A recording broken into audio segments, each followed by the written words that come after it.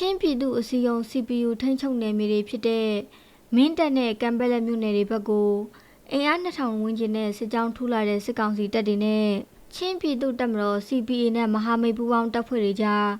မေလလယ်ပိုင်းကစလို့ပြင်းထန်တဲ့ထိတွေ့တိုက်ပွဲတွေဖြစ်ပွားနေတယ်လို့ CPU ကထုတ်ပြန်ပါတယ်။လက်ရှိအချိန်ထိ CPA နဲ့မဟာမိတ်တပ်တွေကစစ်ကောင်စီရဲ့ထိုးစစ်တွေကိုအောင်မြင်စွာခုခံဟန်တာထားနိုင်တယ်လို့ဆိုပါတယ်။စစ်မြေပြင်မှာအခြေအနေမကောင်းလာတဲ့စစ်ကောင်စီဘက်ကတော့တိုက်လေယာဉ်တွေနဲ့ဝိုင်တွဲလေယာဉ်တွေအသုံးပြုပြီးအကြိမ်ကြိမ်လေကြောင်းတိုက်ခိုက်မှုတွေလှုပ်ဆောင်နေတယ်လို့ CPU ရဲ့ထုတ်ပြန်ချက်မှာဖော်ပြထားပါတယ်။ဒါအပြင်တိုက်ပွဲနဲ့ပတ်သက်တဲ့သတင်းအမှားတွေကောလာဟလသတင်းတွေ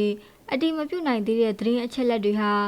အွန်လိုင်းပေါ်ကတရားဝင်မဟုတ်တဲ့ Facebook စာမျက်နှာတွေနဲ့အကောင့်တွေကနေပြန့်နှံ့နေတယ်လို့ CPU ကသတိပေးထားပါတယ်။အဲ့ဒီလိုသတင်းမှားတွေဟာပြည်သူတွေကြားစိုးရိမ်ထိတ်လန့်မှုတွေဖြစ်စေနိုင်တယ်လို့မလိုလားအပ်တဲ့နောက်ဆက်တွဲဆိုးကျိုးတွေလည်းဖြစ်ပေါ်စေနိုင်တာကြောင့်တိုက်ပွဲနဲ့ပတ်သက်တဲ့အချက်အလက်တွေကိုသက်ဆိုင်ရာအဖွဲ့အစည်းတွေရဲ့တရားဝင်ထုတ်ပြန်ချက်တွေကနေသာစောင့်ကြည့်ကြဖို့အသိပေးထားပါတယ်။ချင်းပြည်သူအစည်းအရုံးနဲ့ချင်းပြည်သူတပ်မတော်အနေနဲ့ပြည်သူတွေရဲ့အသက်အိုးအိမ်ဘိုးဘွားပိုင်ရေမြေတောတောင်တွေကိုအစွမ်းကုန်ကာကွယ်သွားမယ်လို့လည်းဆိုထားပြီးလက်ရှိထိုးစစ်ဆင်ဝင်ရောက်လာတဲ့စစ်ကြောင်းတွေကို